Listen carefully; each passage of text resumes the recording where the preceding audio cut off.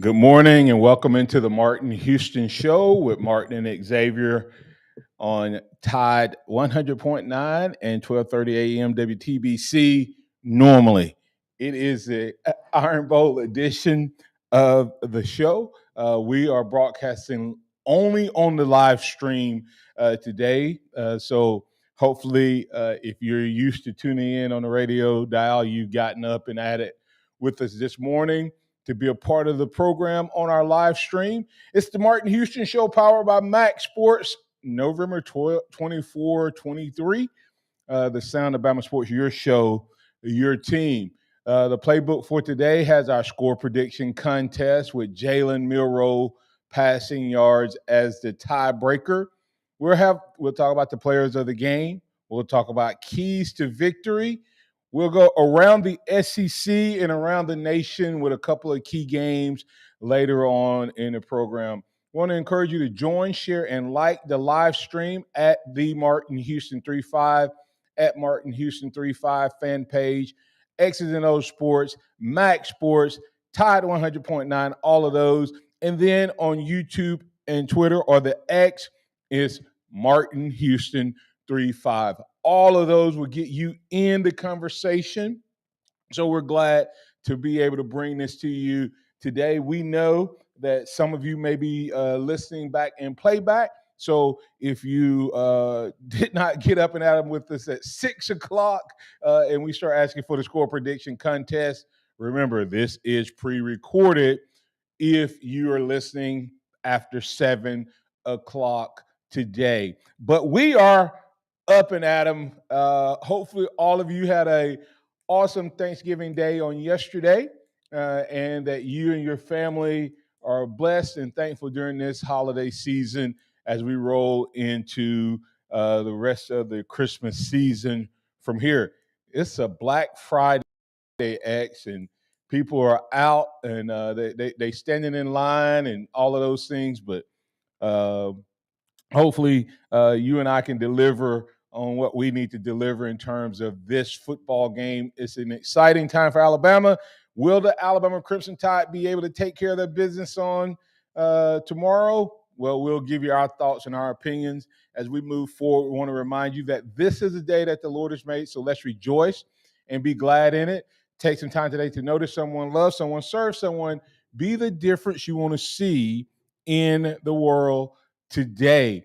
You can probably tell that I'm in a little different location today. Excited to have celebrated 34 years of marriage to my lovely wife on yesterday. So we got away for a few minutes and a few moments to celebrate that. And X, well, we still do our business when it comes to the Martin Houston Show, powered by MaXSports. Everybody else took off, but we're here. So how you doing, sir?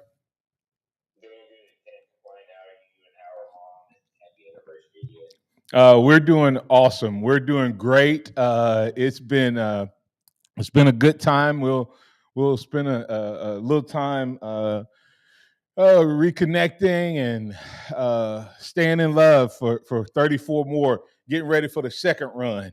Um, of course, next year will be 35. The 35 has that significance for us. So looking forward to that. I don't know. I'm sure I'll do something special during that year. But anyway, glad to all of you to go ahead, guys, and gals, if you're out there listening, go ahead and get your score in to the show, to the program this morning. You can post those thoughts. There's no calling, no calling, but you can definitely post your thoughts and comments in chat. Well, X, it's been an interesting year. It's hard to believe the season's about over, and it's definitely been the tale of two seasons because early on in the year we were very down on this team, and rightfully so. Even though they had their Lank shirts going and all of that, I was part of the Lank crew, not necessarily because of the players, but because of the coaching. I don't feel like this coaching staff did a good job early on in the year. Um, But I now feel like this coaching staff is nailing it. So I want to recognize that as a whole. So, what's your thoughts in terms of just the tale of two seasons as we get ready to wrap up the regular season on tomorrow against the Auburn Tigers? Man, it's crazy how fast this football season feels like it is gone by. But yeah, I mean, it really has been a tale of two seasons. You look at how the season started, the doubt, the concern, the mystery, and some of it, what the lion's share I would put on the coaches because of the decisions they made. But we were also just had questions about this team. How are we going to replace Bryce Young? How are we going to replace Will Anderson? Other key players that are now making a name for themselves in the NFL. And it was off to a shaky start. Even, the loss to Texas, the ugly performance against South Florida in the win, and then you turn around and you look and where we sit today, even though Alabama is on the outside looking in, a lot of people would have never thought we'd be in this position to begin with. Yeah, it's definitely been a huge, huge turnaround for this team. And as you look at what's happening as Alabama sits where they sit, the question you have to ask yourself is: did they hurt themselves too much early on with the way they performed, and will they be able to overcome that performance early in the year? And I don't know the answer to that yet. I keep saying if they win out, they will get there, but I think they have to win out in major, major fashion. Um, it's interesting. I'll before we get to some additional conversation. MHS 0407 says if Bama had lost to Texas A&M rather than Texas, Bama would be ranked higher, possibly fifth or sixth. That's an interesting insight. Don't necessarily disagree with that. What are your thoughts? I definitely can see it happening. I mean, because we would have the quote unquote head to head win over Texas. How are you going to put Texas behind Alabama when they beat them straight up? I mean, Texas lost to a worse team than Alabama, but they got the head to head. Yeah, I still but don't know the whole Oregon deal. The only team they played that they won in the top 25, they lost to. Everybody else is outside. I mean, when you have to start saying your best two wins are Utah and Colorado, how are you sitting at number 5 in the country? yeah, and I think some of that actually, number 6. yeah, I think some of that when you look at what's happening with them, uh, it has to do with this team. I mean, not this team, this committee. I can't remember if it was Philip or Joey, one of them, that said, I think this has to do with them getting their Rose Bowl matchup. You understand? We talk about this is the last time that the SEC. I mean, they're going to have the college football playoff. And they can lead the SEC out finally.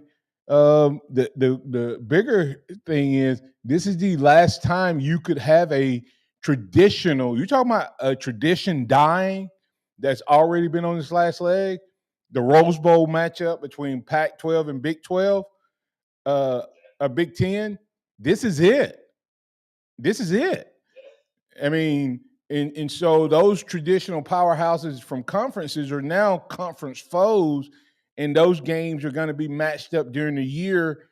So the Rose Bowl doesn't have that glory.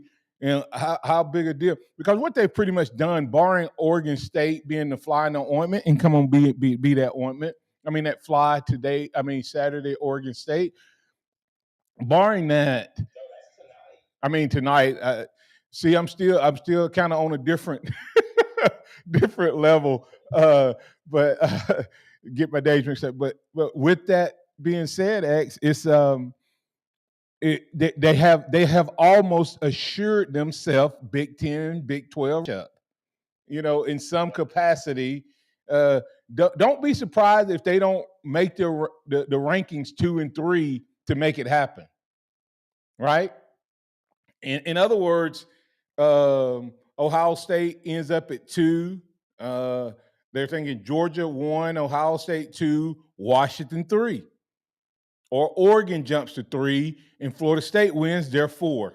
That's what they're trying to set up. Just FYI. And there'll be Texas. There'll be Texas. Go ahead.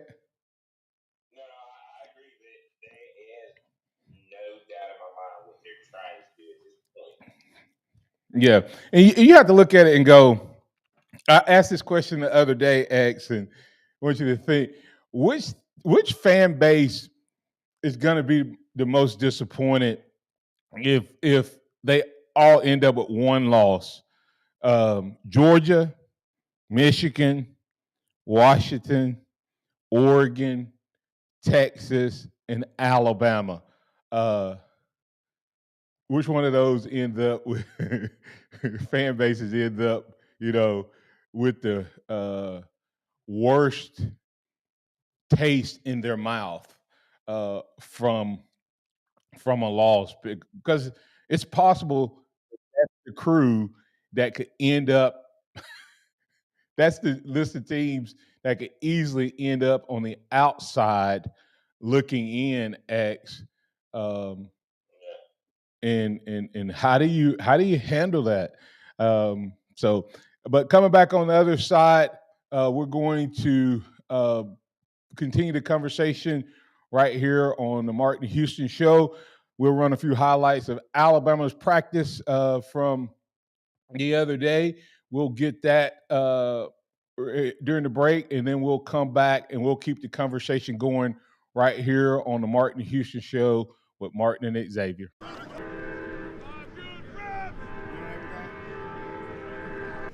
go.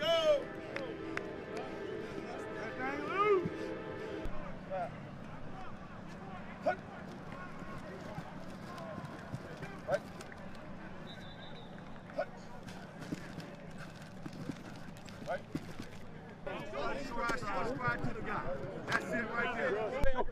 Go, roll over. Go, roll over. Go. Go. Good, that's it. Slow. Bang. Go. Go. Go. Go, roll over. Go. Even out, Tony. Good, that's it. That's it. Here we go. Here we go. Here we go. Slow. Bang. Go. Go, roll over. Go, roll over. Go. Go. That's it. That's it. Good. Good. There we go. Good. Come on, bro. Come on. Come on. Good now. There we go. Good. Next up. Next up. Let's go. Back. Back. Strap. Go. Feet. Feet. Tight turn. Good. Good. Inside that corner. Inside. Stick. Stick. Tight. Oh, that's it. Set. Feet. Stick. Jump. Set. Hey, Jordan, don't get. Come on, yeah.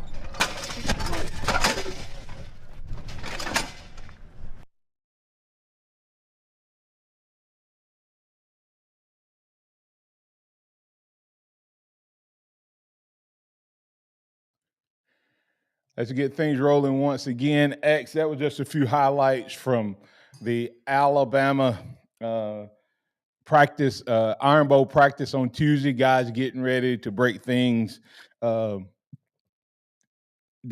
against the Auburn Tigers. We got a few comments coming in, so let's go ahead and work them into the conversation.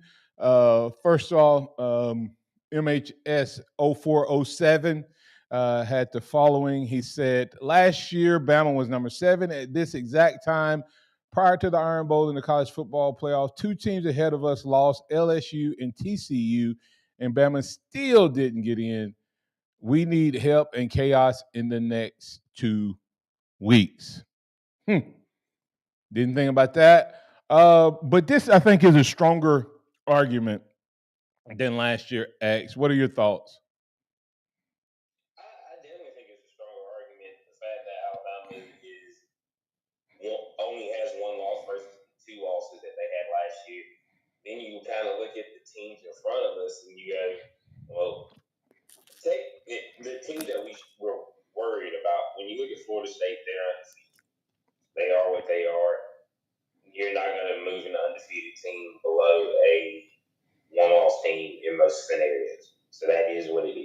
Except for hold on, X. You know that's what they did the very first college football playoff. That is true. You know they took Ohio State, and was it Baylor and TCU were in front of them. I think they were number 6, and one lost and one won, and was a conference champ, and they jumped them. So there is precedent for it. Go ahead. But there wasn't this hate for Ohio State. There was love for Ohio State. True. But when you look at the Oregon and Texas, outside of the head-to-head, which they are fickle on that about when they want to imply that and when they don't want to imply it. But Oregon, there's no reason Oregon should be number 5. There's absolutely zero reason why Oregon should be number 5. Yes, their one loss is to number 6. Their one loss is to the number 4 team in the country now, but they don't have another good win on their record. They don't have a good win. They play some of the worst teams, worst defenses in the country, and somehow that qualifies them to be the 5th best team. Well, this is what I heard them say the other night. They said, "Well, they've taken care of their business. They've annihilated the teams on their roster. Yeah, like we did Chattanooga, like we did Kentucky, like we did Kentucky. If you look at it, name one of the teams that's in the top 8, 9, or 10. You could go all the way down to Louisville. And I think all of the teams would annihilate the competition that Oregon has annihilated. I mean, USC had lost, 4 or 5 games, but they've done the same thing offensively.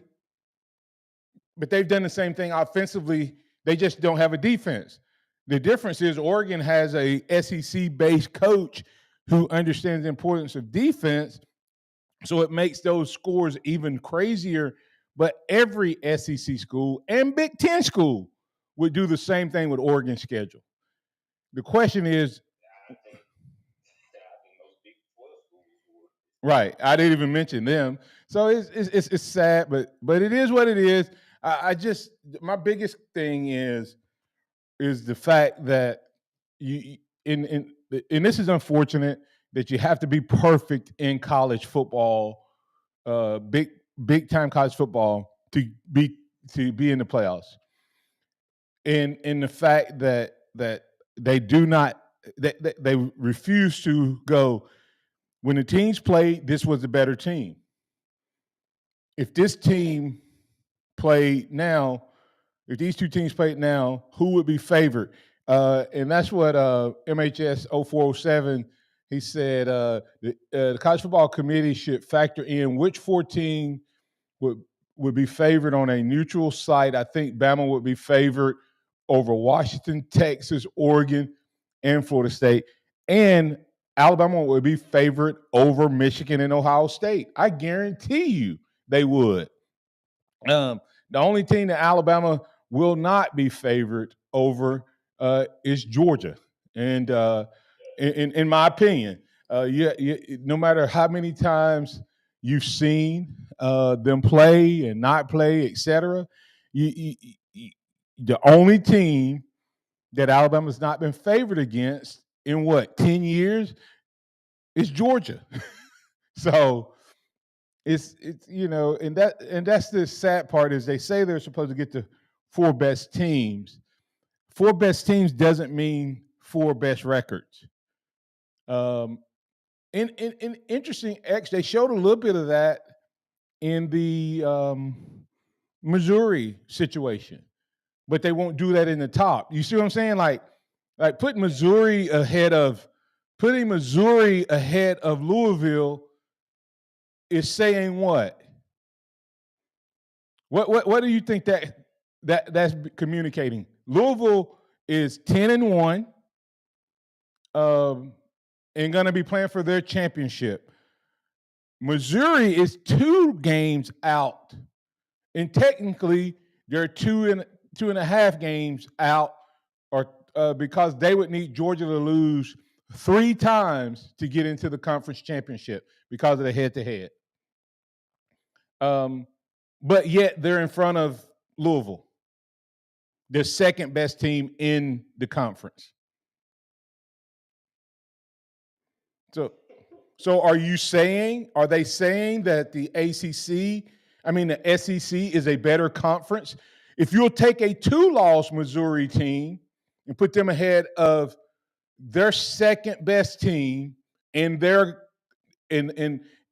gonna be what's gonna be the semifinalists or runner up in that conference, if you do that with Missouri, why would you not do that with Alabama over Florida State? Except for you're saying they're undefeated. Well, you're saying that losses aren't equal in the conference, right?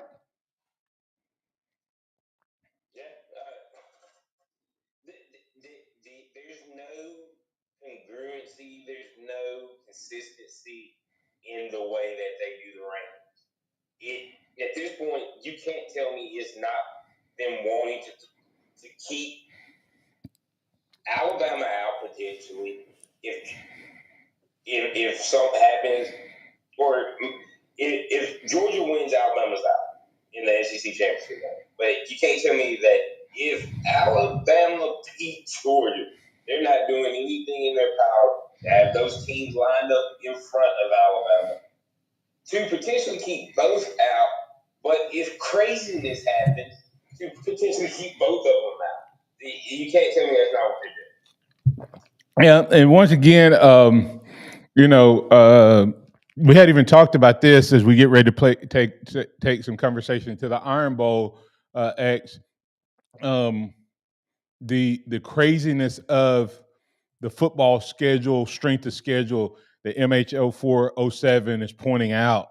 Bama was the number 3 team, number 3 schedule for a large chunk of the season, and then when we played Kentucky and dominated them, we dropped. Why is it that when we beat people, and so we hurt our own strength of schedule? Then but then when we win, it helps Texas's strength of schedule. So you see what I'm saying? Like it's crazy. And you know where we are now, X? I saw the other day it was like 28. We're third. We're somewhere. Some have 28, anywhere from 28 to 32. And you know what that is. We can blame Auburn for that. No, it still shouldn't drop that much.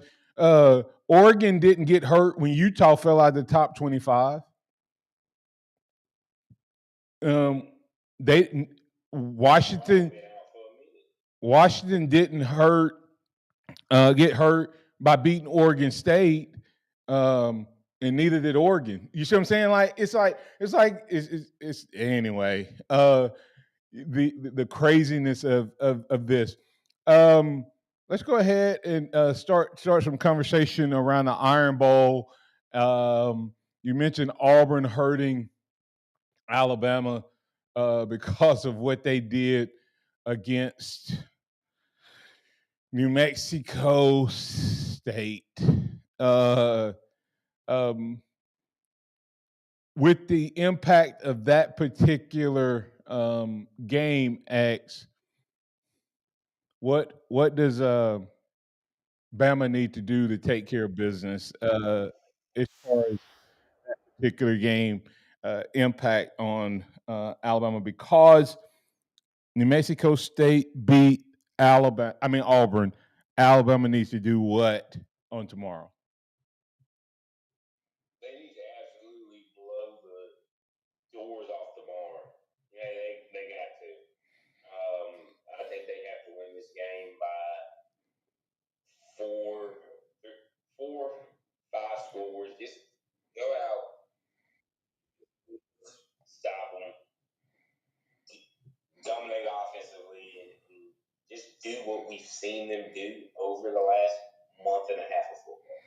Yeah, they need to definitely, without a doubt, take care of business like they haven't in a while, and we would need to see them absolutely annihilate the Auburn Tigers. Coming back on the other side, we'll circle back into some keys to victory, specific things. We'll talk about players of the game.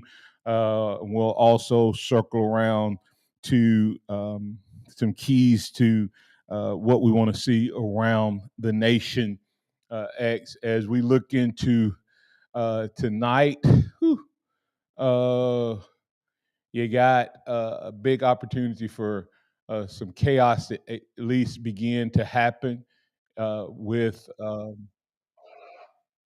you got some opportunity for some chaos to happen with what's happening with Oregon and Oregon State. Now I was going to go ahead and get you to get a prediction, but I'm gonna let you hold on, hold on for just a second with that particular comment. We're gonna get to break here. As we go to break, go ahead, make sure you get your score prediction out there. Let me know what you're thinking in terms of the score prediction for the Alabama Auburn Tide. Remember, Jalen Milroe is his passing yards is the tiebreaker. So coming back on the other side, we'll keep the conversation going. Invite you to get in on it right here on your home for Alabama Sports, Tide 100.9 and 12:30 a.m. But remember, this is an Iron Bowl edition special with just Martin and Xavier. During the break here, while we take a step away, we're going to play a few Auburn-Alabama highlights. Here we go. Lost today, so Alabama has a possibility to move up to number 2 in the college football rankings. Hunter, got hit hard as he hit the 20-yard line and keeps on going. Got it out to the 25. That's where the Tigers will go to work. And nowhere to go for Bigsby against the Alabama defense. Finley's first throw, maybe. Nope. Will Anderson there, close to his safety. Another sack for number 31.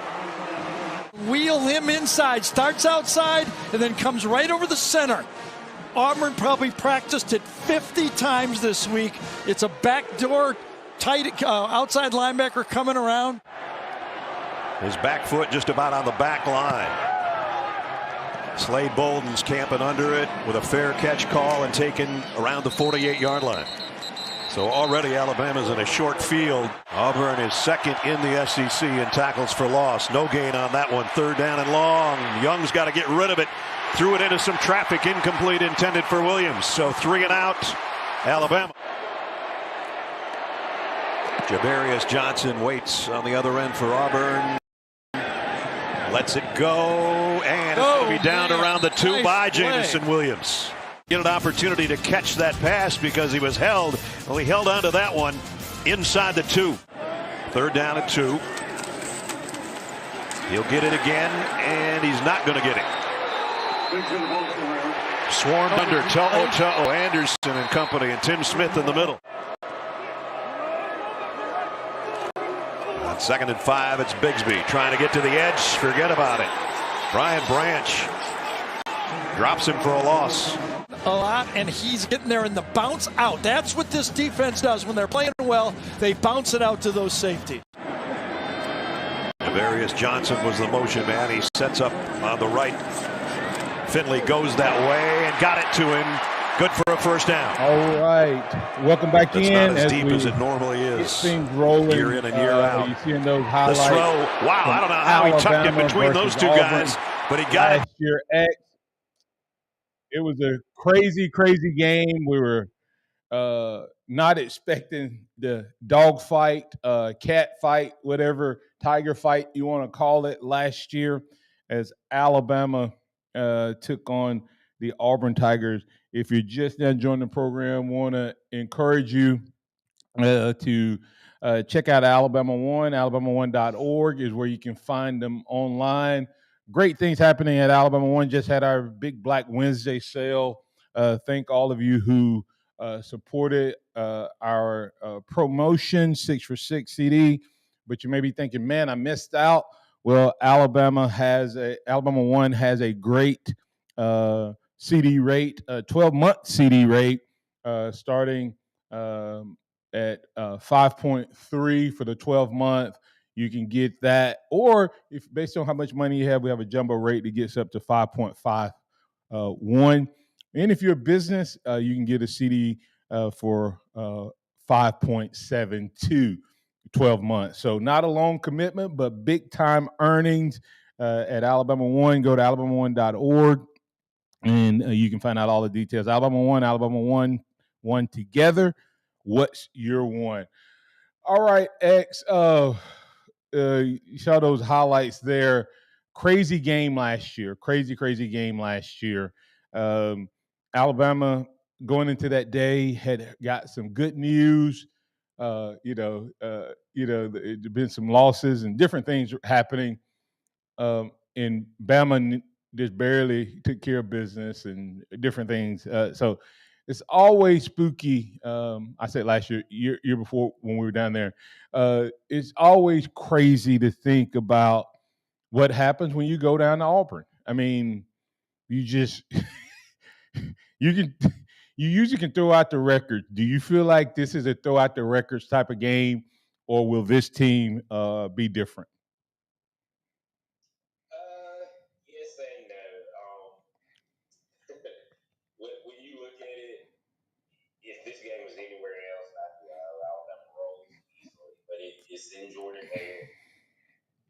Looking back at it, Bama's 2-3 in their last 5 trips down there, and it's going to be a dogfight. That's the way it is in that building. And Alabama can definitely take care of business. I mean, I feel a repeat of 2011 Alabama Auburn, where I think it was like 42-17, something along those lines. Can't remember off the top of my head. Just because I don't know if they're going to come in too emotional after the loss last week. And sometimes when you're too emotional, it's a negative. And Bama knows what they have on the line, and we've seen them this entire year since that Texas game go. It doesn't matter what we got to do; we're going to be done it. So I think that's what's going to give Bama the edge in previous years.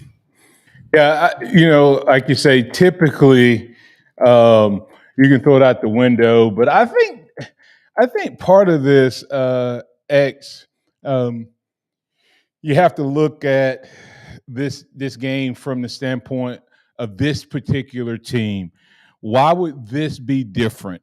I think that length, mindset, mantra, whatever you want to call it, let a naysayer know. Maybe why this team goes into Jordan Hare and absolutely annihilate this team. And speaking of that, if you hadn't got your score in, the Alabama versus Auburn score prediction contest, tiebreaker, Jalen Milroe's passing yards. I need to make sure I put that, not his total yards. That would have been fun if I put total yards. We might have to do that next week against Georgia. Jalen Milroe's passing yards is the key there. And so let me know your scores and, whether you think this Alabama Crimson Tide team is going to be able to dominate against the Auburn Tigers. Speaking of that, X, when you look at the keys to victory for this particular game, see what we got some callers talking, chatters, I should say, talking over here. MH0407 says, Bama needs to get out to a fast start to take the crowd out of the game. Auburn plays based on their crowd at home. Oh man, cannot disagree with that particular statement, X. And I think that's not only the key to this game. I think that's key to the committee It gives the committee another talking point because that's what they say about Oregon every week. Oregon control their opponent from the beginning of the game to the end of the game. Now they give Oregon credit for that, but they don't ding Texas and Washington for not controlling the game and being in a struggle battle for the entirety of the game or down the stretch of a game. Both of these teams could have lost at any point in the last few weeks. So, what's your thoughts in terms of your first key to victory? First key to victory is the offensive line, defensive line for both teams.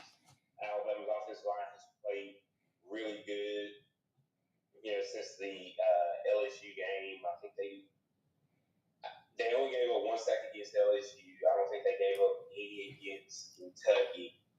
And then when you look at the Chattanooga game, the only reason I believe that there were sacks because Jalen was like, I'm not going to run. I'm going to try to just throw the ball.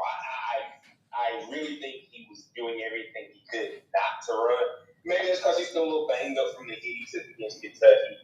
But I think 3 sacks in the last 3 weeks is what Alabama's offensive line has given up after having a stretch where they were giving up 4 a game. You see how they've improved. We talk about Jalen Roberts and what he's meant to this offensive line since being inserted in the starting lineup. You look at how Caden Proctor has finally started to come along through the course of the season. If Alabama controls this defensive line for Auburn, it could be a long day. They're not that great in the back end. We'll be able to run the ball with ease. And then defensively, these guys just have to keep playing the way they've been playing. Keep dominating up front. The 2 highest rushers for the season outside of the guy that had, and he still didn't pass him, but outside of the Kentucky player that had the 70-something yard run at the end of the game, Alabama hasn't given up, I think, more than 60-something yards to a starting running back all year long, or to a running back period all year long. Jaden Daniels and Barry Brown, the quarterback for South Florida, are the 2 leading rushers against Alabama on the season. Peyton Thorne is somewhat of a threat running the ball. We know they have Robbie Ashford, but if we're able to slow down Jarquez, Hunter, and crew, Alabama dominates this game. Absolutely agree with that sentiment that this team, to me, I will go back to MHS 0407, and we got to get off to a fast start for several reasons. One of the reasons we need to get off to a fast start is simply to shut up the crowd. Just get them out of the game and take them out of the game. Don't give them any hope. Put your foot on their throat from the beginning. I'm talking about choke them out immediately. Don't let them think there's any hope of them playing with us. If we don't do that, it'll be a dogfight, and it will hurt Alabama in the long run. Even though it's Iron Bowl, and in typical years, they would say it's the Iron Bowl. You can throw out the records. This committee would say Alabama struggled with a poor Auburn team, and that'll be the conversation. So Alabama needs to annihilate their in-state rival. The greatest rivalry in college football is not anywhere else except for the Deep South. I don't even understand how people try to make it anything else other than that. That's number one. Number two is that I think we need to show explosive plays offensively. I think the wide receivers, Jalen Milroe needs to have another one of those 2 for 2, 3 for 2, 4 for 1 type of games. He needs to get in that 4 to 5, 6 touchdown range because I think that shows the dominance of Alabama. Even though what we had last year, 8 different people scored touchdowns last week against Chattanooga. I think it was 8 or 9, some crazy. I think at one point we had 8 touchdowns by 8 different people, and that's good, but it doesn't give the same feel as him being unstoppable. In other words, when you played against Auburn got the go ahead because they had a player you couldn't stop. And Jalen Milroe against Auburn having a 2 for 2, 4 for 2, 4 for 1 type of game. Either way, it doesn't matter which way it is. I think it makes him a scary proposition for the opponents to think about and reconcile. So that would be number 2. And number 3 is defense. Let's stymie this offense. They got 10 points against New Mexico State. We can't let them get any more than that. We need to shut them. Woo! What if we shut them out? But defense needs to dominate, in my opinion. So, X, if complete this statement in terms of college football playoffs, if Alabama shuts Auburn out, the committee will be forced to say what or do what? I wish it would be as simple. Oh, Alabama's going to move up, but I don't know what they're going to do, man. It's so crazy. I think it depends on what happens between tonight and tomorrow with the other teams. I can't say this is what's going to happen if Alabama wins. I'll say if Alabama's in the dogfight, we're stuck. If Alabama dominates, depending on what happens, we can move up quickly. It just depends. If we're dogfight, close game, we don't move anywhere. Blowout, we can move up. I'll leave it at that. Yeah, if Alabama takes care of their business, this committee will be forced to once again wobble on their criteria. I think that they should have to lay out clearly what their is for the year, what the criteria they're going to actually use for the year, and not be able to one week say this and the next week say that, because that's what they do. I mean, they just have conversations based on what they want to say and or do in terms of this game. Hey, as we're getting ready to go to break here, I want to remind you, go ahead and get your thoughts and comments in as far as the score prediction contest. Come back on the other side. I'm going to let X share his favorite moment. We'll also get our players of the game. We'll look at a couple other key matchups around the country, and then we'll give you our score prediction contest, and we'll work in a few comments from what's happening around the league and the thought processes from our chat listeners, viewers. And as we go to break here, here's just Coach Saban talking a little bit, his opening comments from a press conference earlier this week. We'll be back in just a moment, so stay tuned for more of the Martin Houston Show with Martin and Xavier. This Iron Bowl edition, special Iron Bowl edition, and it's a live stream only. Thank all of you who got up and Adam post Happy Thanksgiving to talk Iron Bowl with us. How we doing, guys?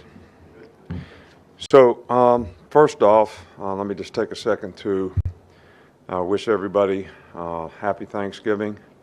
I know this is a great time of the year to have gratitude and give thanks for all the things that we have. I know we all spend a lot of time thinking about the things that we want and maybe not appreciating the things that we have, relationships and all the other things in the world that we worked hard to try to accomplish. So hopefully everybody has an opportunity to do that and has a very enjoyable and happy Thanksgiving.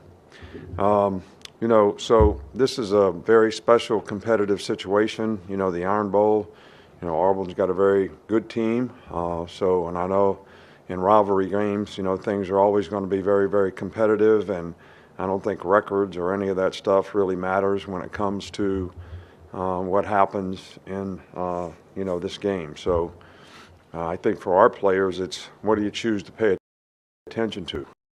There's out there that, in rivalry games can get your attention, but, we have a plan, and everybody's got to know the plan, whether it's offense, defense, special teams, or whatever. I have a process that we've been working on how to execute that plan for a long time, all season long.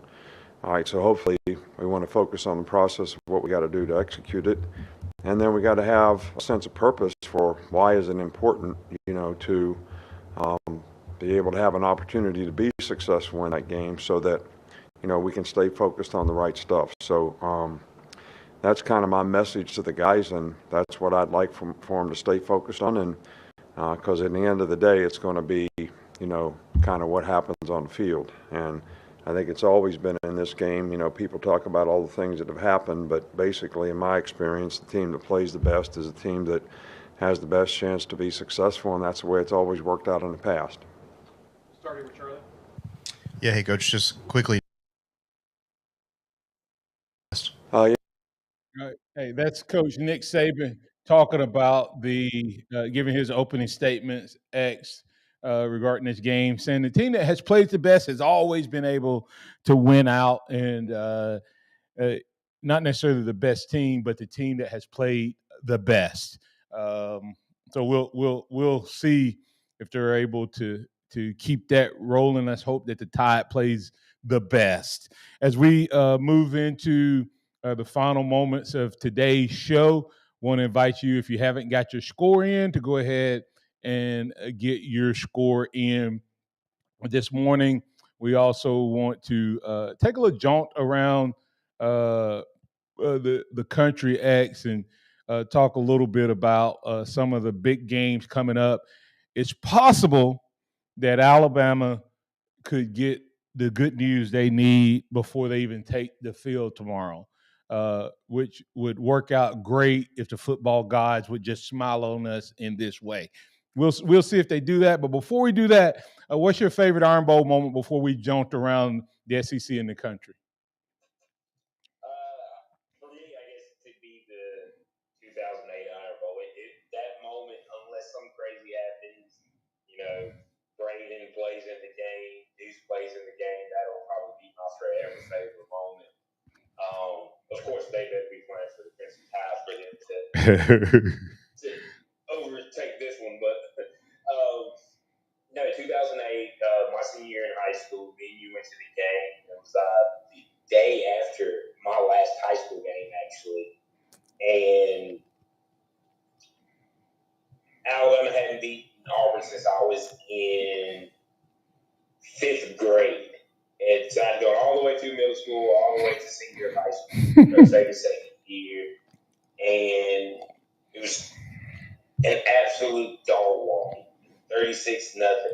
But the moment for me is where we're seated in the end zone, and Glenn Coffey breaks that run down the sideline for the touchdown. And you just when that happened, you knew it was going to be different. You knew things were changing.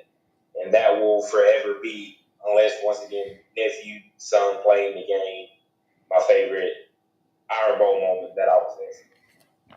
Yeah, that's pretty awesome memory and moment there. I got to share that with you, so that's pretty cool. Couple quick thoughts before we jaunt around the nation. MHO 407 saying Bama wins 38-17. Milroe goes for 271. Buying Squirrel Sport saying Bama's cheerleaders are tougher than the barn this season. Tied 52. Auburn 13. So Milroe for 205 passing yards. Bama starters will get so much rest they might be a little rusty a week from Saturday. So Bama should control Auburn's run game. Bama doesn't have Henry Toy at middle linebacker this year. Ooh, shot fired across the bow there. as long as Alabama doesn't fumble snaps or turn the ball over, it's going to be a rough day for the barn. I would like to ask the officials to throw some laundry on the field because the Barnes O-line is going to hold Bama players all day long. They usually get away with it, though, down there. So we'll see if that happens. Now let's take a jaunt around the SEC, around the country, X, and the one of the first ones up. Curtis Moore. The second says Civil War, Oregon versus Oregon State. I'm definitely an Oregon State fan tonight. Go Bees! Laugh out loud. So first up, Oregon versus Oregon State. Who we want to win. Who do you see winning? Is it at Oregon or is it at Oregon State? I hadn't even paid that any attention. Let me see. I can tell you real quick. Let me see. That's tonight. Looks like it said Oregon.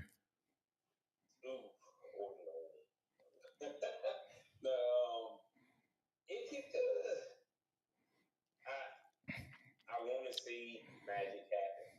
I want to see something crazy happen, but it's going to be hard to beat Oregon in Austin Stadium. So I don't know. I'll pull for the upset.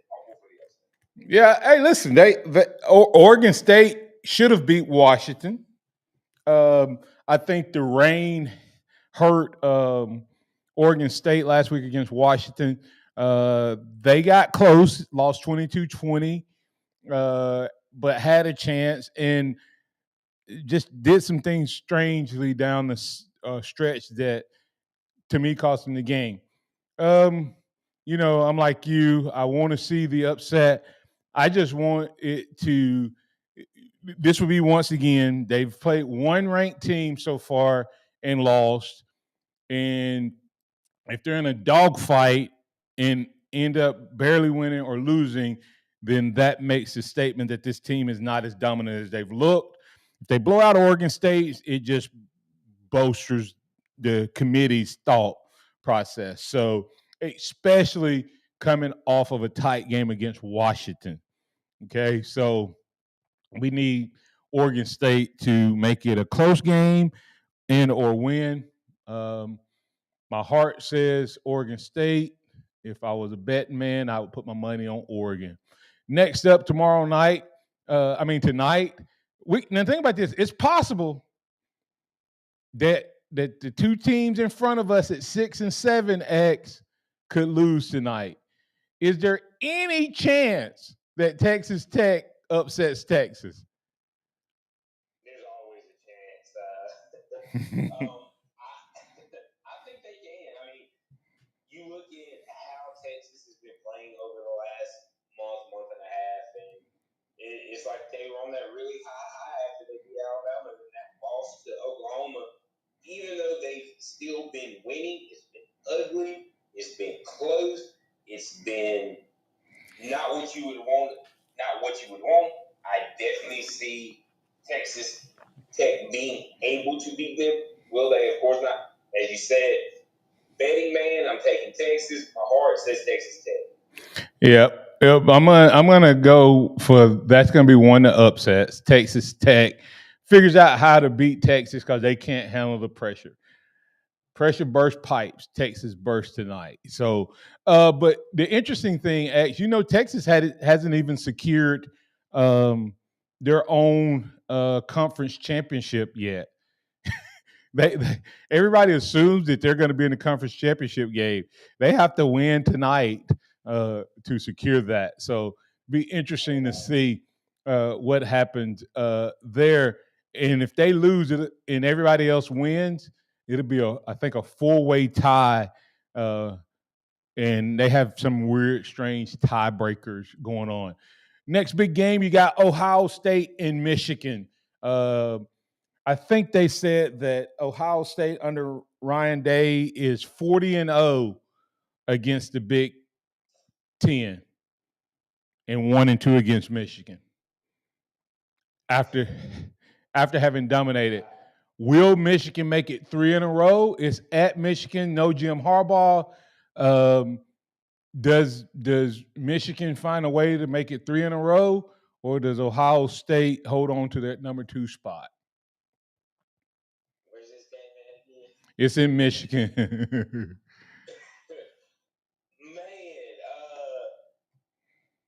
this is a game of really good defenses. I don't know if Michigan is still up under it. I think they should be, but there's only been one team in the last, I think, 15 years holding opposing teams to up under 10 points a game throughout the course of the season, and that was 2011 Alabama. Michigan and Ohio State heading into this game are both in position to do that. Which means that which means neither one of them has played any offensive teams. Yes. But, no Jim Harbaugh, but it's at Michigan. Ryan Day has lost the last 2. Is that mentally too much? Can Kyle McCord to get the ball into Marvin Harrison Jr.'s hand against a really, really good secondary? You're talking about at least 2 or 3 guys that will be playing in the NFL in a year or 2 in that secondary. I've seen Michigan absolutely just go within and run the ball, and there's nothing you can do. I'm taking Michigan at home. Just because it's at home, I don't know how against this caliber of a team.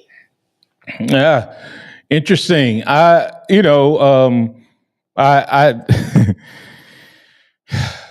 think you broke it down pretty good, so I won't go into a lot of detail there. Real quick, and hey guys, if you're out there listening, we'll extend the show just a little bit because we don't have anybody else coming up after us, so we can go a little bit longer, and we'll do that to make sure we get in the Alabama score prediction, our scores, and our players of the game as we kind of go around the nation. You can stay on for just a little bit longer. Ohio State at Michigan. I think that Ohio State may be the better team. They're more battle tested. And I also think an Ohio State win drops Michigan further than a Michigan win drops Ohio State. My concern with Michigan winning is if they beat Ohio State, they will put Ohio State in front of Alabama and Texas and Oregon. I really do think that all of a sudden you see Oregon stay at 6, 7, and 8 with Ohio State at 5, and Florida State bumping up to number 4. That's my thoughts. So because of that, I'm going with the Buckeyes to go ahead and win out X. We need Louisville to be riding on a high, but that means pulling against an SEC school real quick. Just yay or nay. You think Kentucky upsets Louisville, or Louisville goes into that game against Florida State with a 10-1 record, 11-1 record? I think Louisville takes care of Brom, and I think Brom parlays that into a win next week over the Florida State Seminoles. So we'll keep our eyes on that, pulling for Louisville there. Washington State and Washington, a game that no one's really talked about a lot, because Washington State, has been counted down this year. But it's a rivalry game. Will they upset the apple cart and give Washington a loss? It's possible. It's possible. Think about all the scenarios.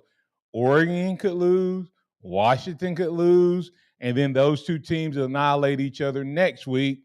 So we'll watch it and see. But does Washington State upset Washington, or that's a wash? And it's at all the games are at home, by the way.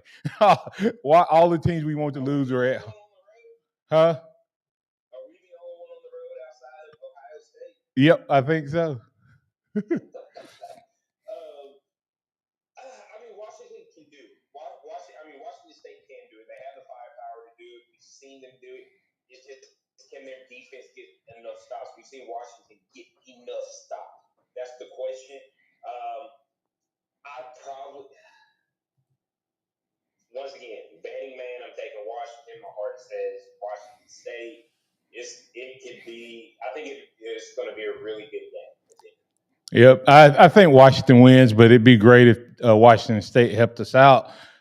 Pulling for that, but not believing that. Another big game, Florida State and Florida. Florida State is on the road at Florida.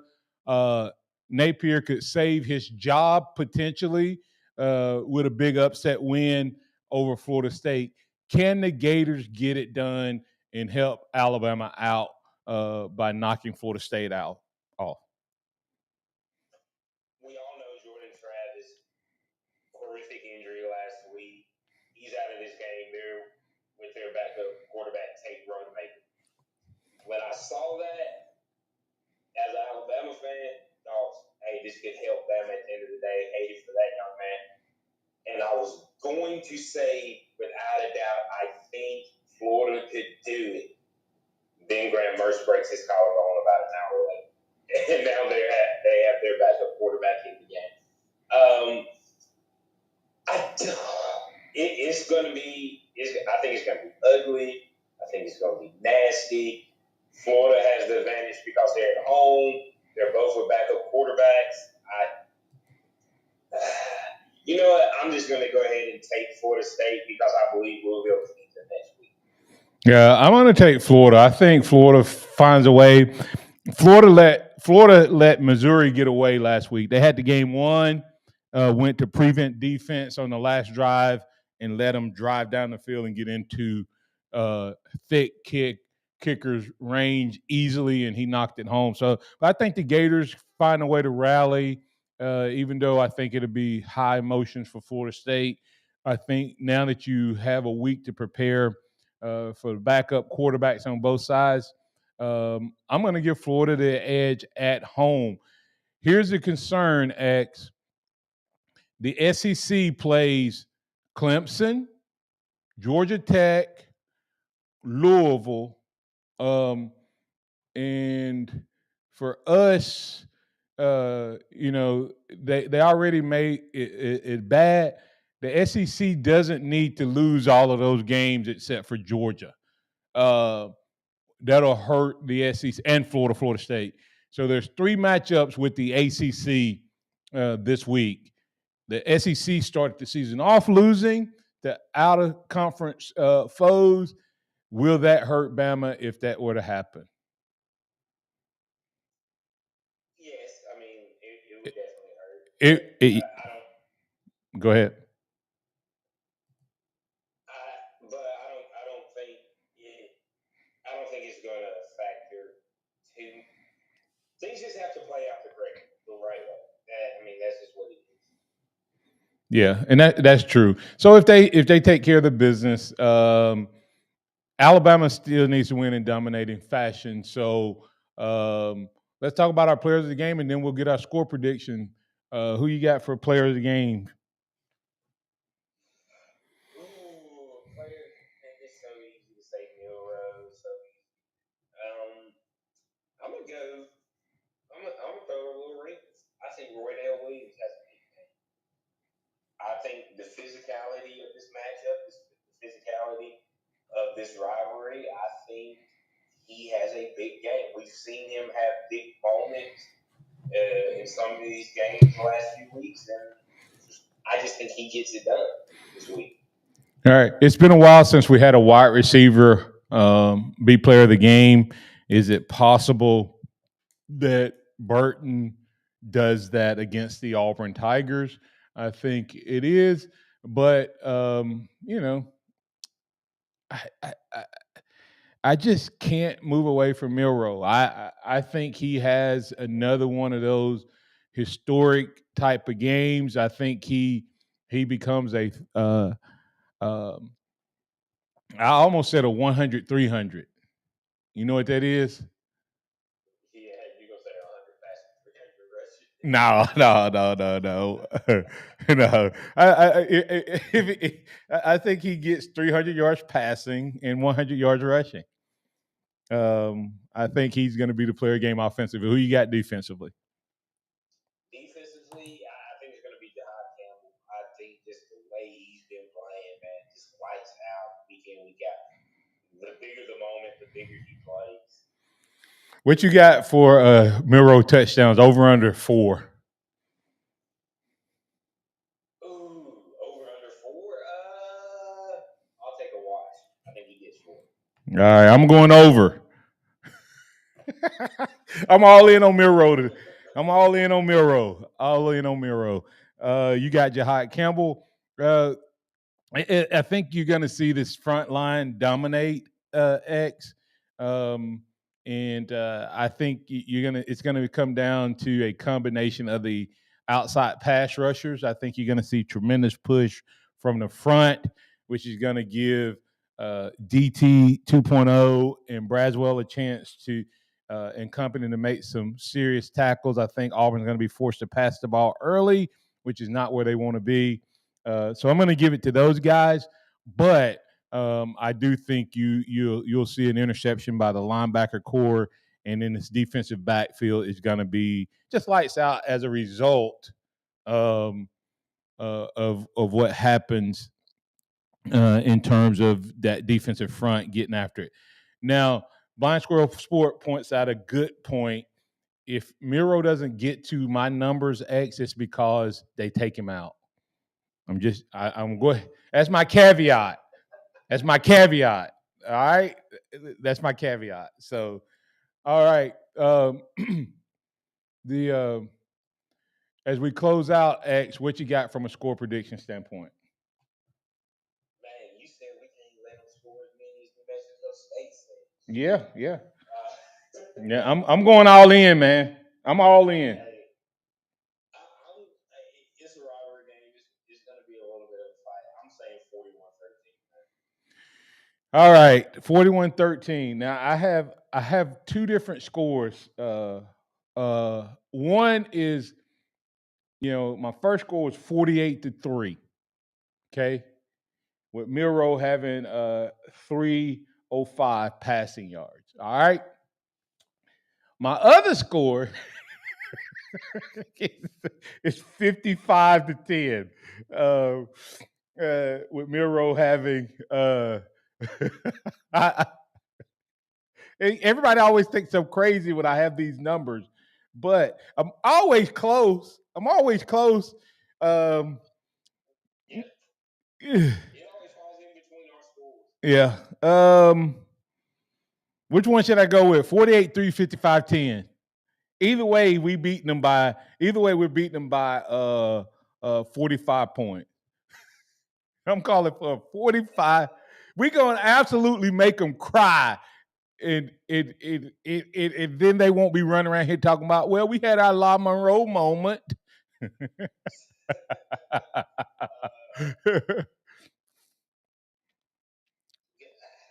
big or go home.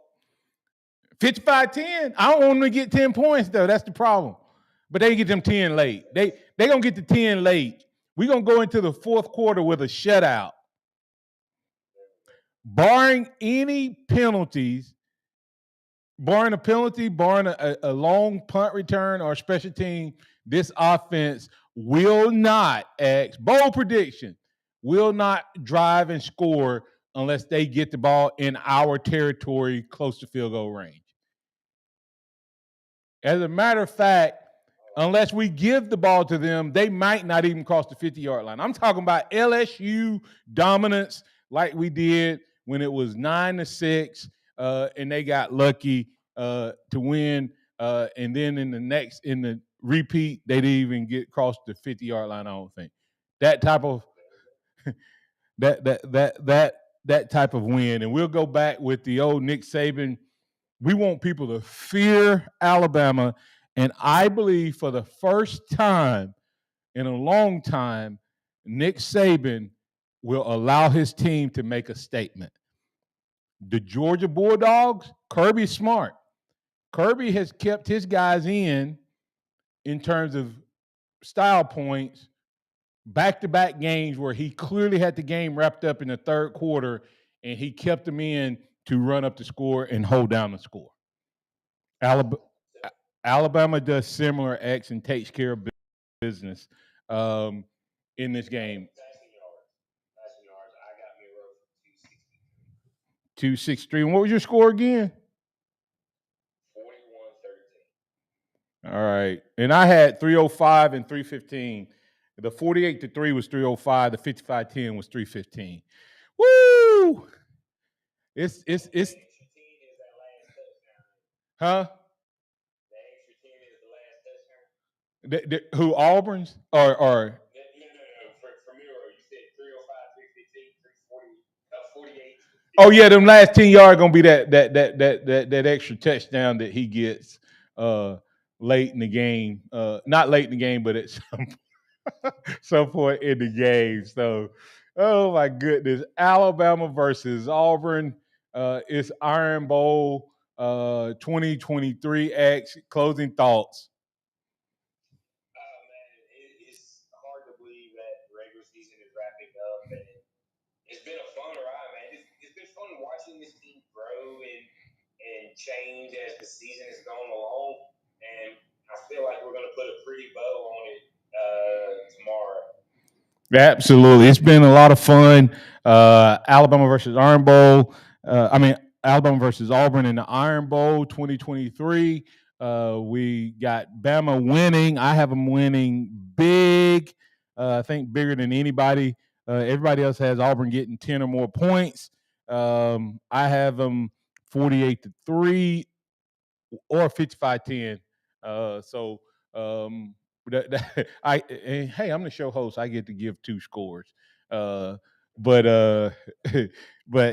I'm leaning more toward the first one just because of the amount of playing time. If they keep starters in a little bit longer, I'm leaning toward the second one. So, because I think Ty's score on this team, I think he'll drive on this team. And I love the fact that when they brought him in, they let him play football last week. I think they'll do the same thing when he comes in this week. So they'll still run up the score. Milroe with 100, 300. I don't know if that's ever been done in Alabama history. Milroe makes history again. Hey, guys, for the Martin Houston Show, powered by MaXSports, that's Xavier Houston. I'm Martin Houston. This has been a Iron Bowl live stream edition of the Iron Bowl Classic. We appreciate you all jumping in on with us this morning. If you enjoyed this, hey, make sure you come back and join us on next week as we'll have Kenneth Smith III joining the conversation and talk post Iron Bowl, what we think as Alabama prepares to take on the mighty Georgia Bulldogs. We'll have those conversations and more on Monday. Thank you so much for being a part of this show. And remember this, we love to invite you to come out to Harvest Church where we're loving God and loving people. Come on out and be a part of, part of service with us at 10 a.m. That's Harvest Church. Love God, love people. And then, of course, remember this, trust in the Lord always. Lean not your own understanding. All your ways acknowledge him, and he will direct your path. Roll Tide out there, everybody.